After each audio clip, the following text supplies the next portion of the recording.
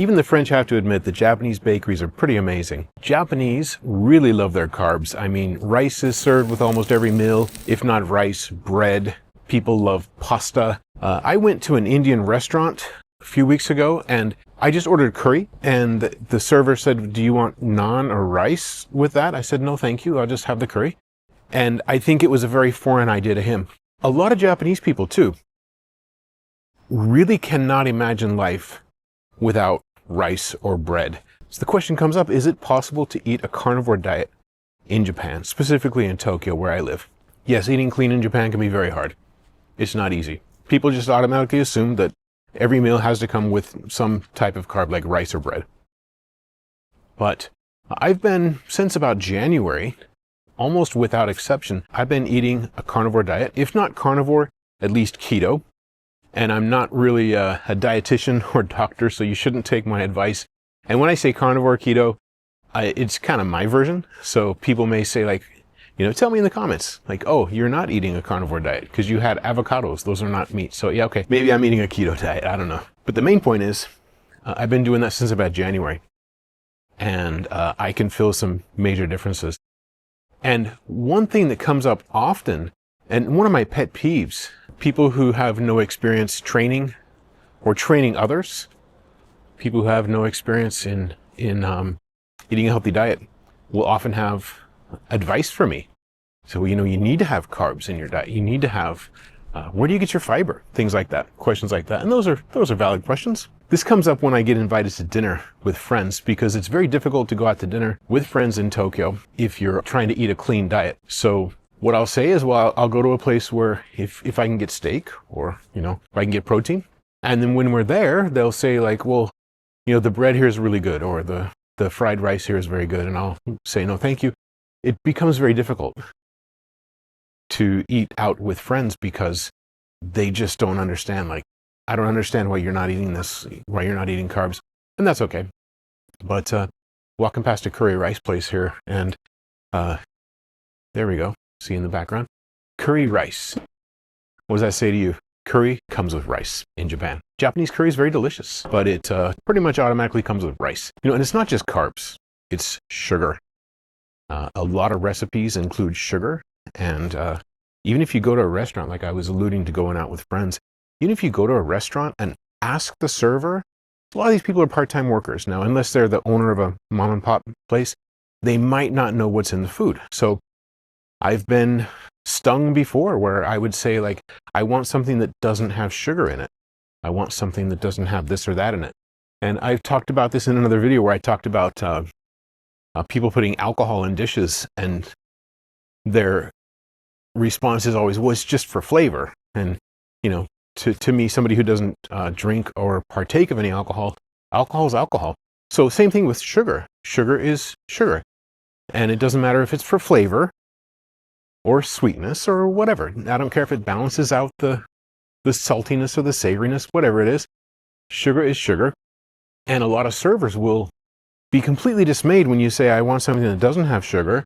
I even asked them to, can you ask the chef if this dish has sugar in it? And they go back and the chef just throws up his hands like, this person's being a pain. So I pick places like Ikinari Steaki. This is not a paid advertisement for them, but I love them because they will make your steak to order, not just rare, medium rare. You will say if you don't want them to use, like canola oil, stuff like that, you can ask them not to. You can say like, I don't want that paste that comes on the steak. It's a butter flavored paste, and I'm not sure what's in it. So it might be margarine. So I say, no, thank you. And I'll just get the steak. And the steak, I took some friends who were visiting from the States a couple weeks ago. I said, hey guys, this place is going to be expensive. And to me, 3,000 yen is expensive because I can get a steak for home for like 800, 900 yen. So I said, this is going to be expensive. And they looked at this, they converted it into dollars. They're like, you kidding me? 3,000 yen is nothing. So perspective. Now, I don't shun, just like alcohol, I don't shun people who drink alcohol. I'll go out with friends who drink. I don't care. As long as they don't get sloppy drunk and to the point where they can't have a conversation, that's when I leave. But, friends want to have sugar, you want to have dessert after dinner, go for it. The reason I don't eat sugar and carbs is that the effect they have on my body. not just the, you know, the weight, the extra weight, but things like I get really groggy, I get really sleepy almost immediately. I can tell within seconds of eating something that's got too much sugar in it. Or if I take a bite of rice or a bite of French bread, I can tell almost immediately. There may be several reasons. Tell me in the comments below. I've been tested for the big bad D, and they said, no, I don't have it. So maybe it's just a metabolism thing. Wasn't always like this. Maybe it's an age thing. Who knows? Like I said, I'm not a dietitian, not a doctor. So I don't know what it is. But what I do know is that I don't feel well when I eat carbs, so I don't eat them. Also, I'm not just getting groggy, I get hungry very soon. So that doesn't happen when I have steak and eggs. We'll get into what I eat in a minute here. But if I have fried rice or French bread or something with a lot of carbs, a lot of sugar, I'm hungry very soon. And not just hungry, hangry. So I get grumpy when I have these things in my stomach. And so that's why I don't eat them. But this may be, you know, just me. Maybe I'm the only person in the world who feels like this and gets like this when I have these things, but I don't eat them. So what do I eat? Steak and eggs. First of all, stick with the plan, right? So as you all know, I'm working on a video. It's going to be out in a few months. I want to have something to show for my transformation, but I joined a CrossFitness in Nishi Azubu. My good friend Nick Pettis invited me to join, and of course I did. So I work out there. Monday's the big three. That is deadlifts, squats, and bench press. And then Tuesday through Friday is cardio with a little lifting. And then Saturday is yoga. And so I'm going sometimes 5-6 times a week. And that's been incredible. So what's the difference now since I've switched over to this new diet? Is it keto or is it carnivore? I don't think it really matters. The point is that it's working for me.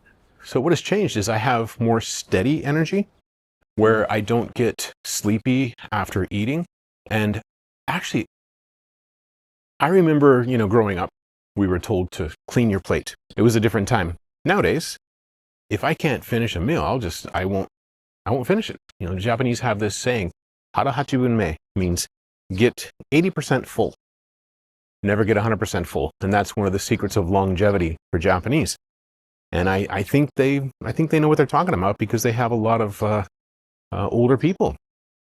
So, hara hachibun me. So sometimes start to get full. I'm like, oh, I'm done. And I'll just put the plate down and then I'm done. And then sometimes, depending on the day, sometimes I'm like, you know, I had some steak and eggs. I'm like, you know, I could eat a little more. So just depends on the day. I'm not sure if it depends on, you know, what I've been doing that day, what kind of workout I've been doing. But it changes by the day. So if I'm really super hungry one day, I'll have a bigger steak. If I'm not too hungry one day, I'll have like a half a chicken breast and an egg. And so where do I go shopping? Well, it's not that simple because in Japan, red meat can be extremely expensive. There's a really good supermarket in my area called Seijo Ishi. You can pay like $30 for an 8-ounce steak. And of course, it's going to be Kobe beef, or you can go to a local supermarket and find something imported that's going to be lower quality, maybe a little tougher, but it's going to be cheaper. But I've found that there's a place called Niku no Hanamasa, and I just call it Hanamasa for short. And I'll put a picture up on the screen here. But I find that you can get really good beef for 3 yen a gram. So if you're looking for Aussie beef, Australian beef, Kobe beef is delicious, Wagyu is delicious. And you can get it at Hanamasa. Once again, not a paid advertisement, not a product placement. They're not paying me to say this, but that's just where I go shopping. Now, sometimes, depending on which supermarket you go to, if you go there after 5, they'll be putting little 10% off stickers on the beef because they try to sell it by the end of the day, right? They don't want to carry inventory over to the next day. So if you go at 5 o'clock, sometimes things will be 5% off, 10% off. If you go at 6 o'clock, it'll be 20% off. If you go late at night, it can be, I've even seen 50% off. Now, don't count on that, but I have seen 50% off. One of the objections to eating red meat is that fat makes you fat. And I don't agree because I'm actually eating more fat than before, and I'm actually losing weight. At the beginning of the year, I was 92 kilograms. Now I'm about a steady 85, and slowly going down. At first, when you change your diet and start exercising more, changes can happen fast, and then after a while, you may slow down. But not to worry. So people may say, it's not that you changed your diet, not the elimination diet, not what you're eating, it's that you started exercising 5-6 days a week. Yeah, that could be true. Yeah, I'm not sure what it is, but that could totally be true. So what are the benefits of carnivore? It may be, like I said, it may be because I'm working out 5-6 days a week, but I'm losing weight. Started the year at 92 kilograms, about steady 85 right now. Didn't weigh myself this morning, could be less, could be up half a kilo, who knows. I've learned not to obsess over that number because, it could change by the day and that could really mess you, it could really throw you for a loop, right? And so I try not to obsess over that number. The number I obsess over is waist size, and I've had to buy new clothes since I started this in January. And people who haven't seen me for a couple months remarked, wow, you look skinny. And as I've said before in other videos, Japanese will never hesitate to use, wow, you're fat, as a greeting. It's almost like a greeting. And it's not rude to Japanese people. To me, it's very rude. But to them, it's just like a greeting. And so to tell somebody that they've lost weight is just another greeting. And so sometimes I wonder if they're actually saying that objectively. It's almost like saying long time no see. But who knows? But if the change is pretty big, I think the response is genuine, like, oh wow, dude, you've lost 7 kilos. Like is that 15 pounds, right? That's a lot. So and it happened in a couple months. So yeah, it could be a real, it could be a genuine response. Another thing that really surprised me is I used to talk to these people, especially when I worked in LA, and I talked to other guys and they'd say, well, I only eat twice a day. And I eat my first meal about noon, sometimes 1 o'clock. And then later, maybe like 6 o'clock. And then that's it for the day. And I didn't believe them. I thought, because here I was, working at a desk, working 16 hours a day, and eat something on the way to work, maybe get a snack. And there's always chocolate around the office. So it's very easy to conveniently forget that extra 100 calories of chocolate. And then about noon, I'd be starving, like I said, hangry. And I couldn't focus, I couldn't concentrate, I didn't want to talk to other people. And the people who knew me at the time must not have thought very highly of me because I was a little more moody than I am now. People always say I'm very serious. I don't mean to be. I really don't mean to be. But, and by the way, today we're doing a walk and talk video in Tokyo. And, over the winter, like when it rains, when it's cold, I was doing these kind of like claustrophobic videos up against a green screen. And some people like those, some people don't. Some people miss the walk and talk. So here we are today. It's beautiful weather out here. It's kind of cloudy. Yesterday is very sunny. We almost hit 30 degrees Celsius. Today, I haven't checked the temperature, but it's warm enough that I can be walking out here. It's a Sunday. I found a very nice part of my neighborhood where all the shops are closed and it's kind of early morning. Like, what surprises me about Tokyo is even the bakeries will open at like 11 in the morning. I mean, to me, a bakery is synonymous with opening at like 6 a.m. or, the baker's in there at 4 a.m. firing up the oven. And by 6 a.m. there's, hot bread on the counter. And Japan, they're like, no, we're going to open at 11. Now, sometimes that's by regulation. Sometimes that's by the preference of the owner. They're like, I got a famous bakery. I'm going to sell out by 5 p.m. anyway. So I'm going to take my sweet time, get in here at 11. So I was fortunate enough to find a neighborhood where most of the stores are closed and there's not a lot of traffic, not a lot of people, not a lot of construction, which is another thing that happens a lot in Tokyo. And then when you get to the end of the day, when you get to the afternoon, about 3 o'clock, that's when a lot of the international flights start coming in.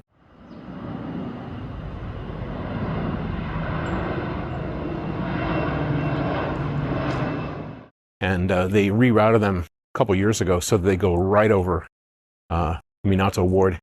And there have been protests and people complaining about that. But of course, they're not going to be able to change that.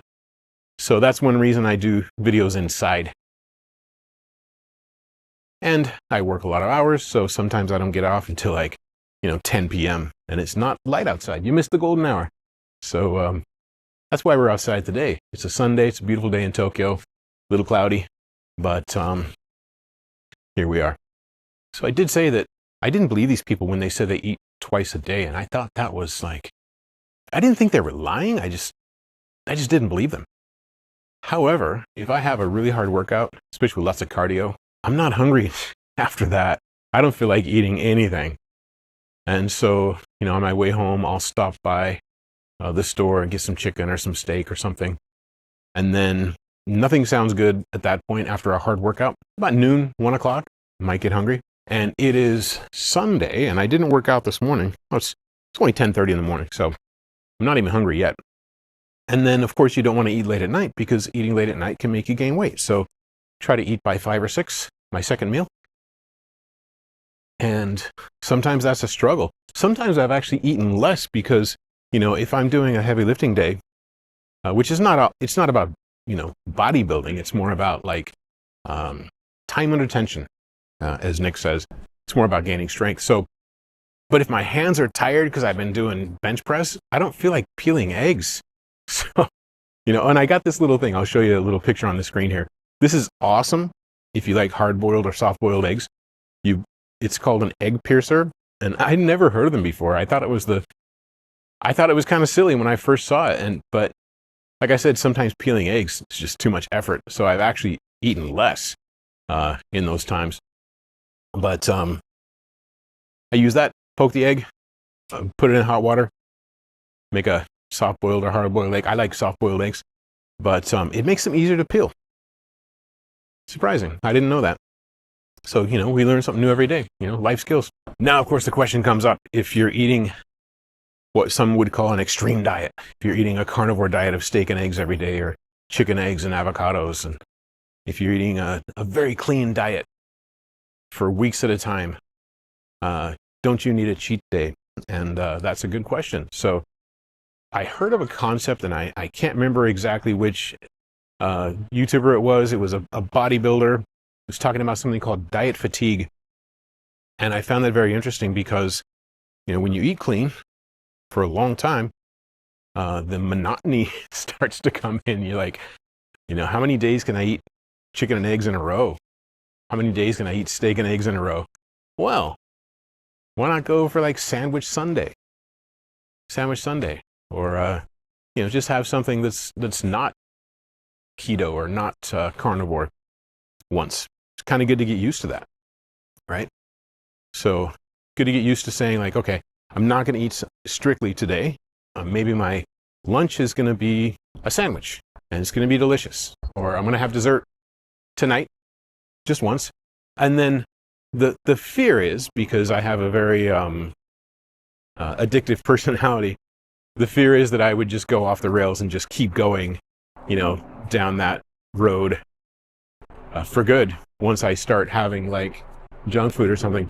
The trick is to have something that's not carnivore, not keto, and get comfortable with just getting right back on the horse again. So it's not a slip, it's not a failure. It's like a planned vacation, right? And so it's not a shock to the system. And maybe if I think I'm going to have something that's going to drain my energy, I'll make sure that I don't have a lot of work to do after that. So I'll do that, and it's fun. And I get right back on to the carnivore diet right after that. The next meal. So nothing to be afraid of. It used to be something to be afraid of, like a cheat meal. It used to mean like, oh no, this could send me off course for weeks. No, now it's just like, okay, today I'm going to enjoy this. And then next meal, I'm going to go right back on the horse. So those are my thoughts today. Hope you enjoyed this walk and talk video in Tokyo. I saw some beautiful old buildings. Also, a good friend of mine, Nick, has made a great video. I'm going to put a link in the description. It's about steak in Japan, about beef in Japan. And he's very excited about this video, and I think you will be too.